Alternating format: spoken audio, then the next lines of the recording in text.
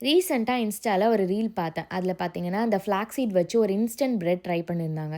So, அத நம்மளும் பண்ணலாம் அப்படின்னு சொல்லிட்டு தான் பண்ண ஸ்டார்ட் பண்ணேன்.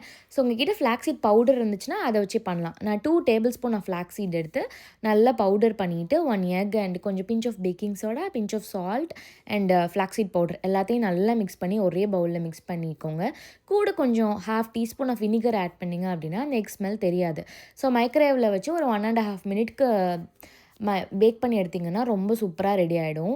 ஸோ, அத வந்து அப்படியே எடுத்து ஓரமா வச்சு கொஞ்ச நேரம் ஆற விட்டுருங்க. ஸோ, அப்படியே எனக்கும் என் ஹஸ்பண்ட்க்கு வந்து ஈவினிங் டைம்ல வந்து டீ போட்டுட்ருந்தேன்.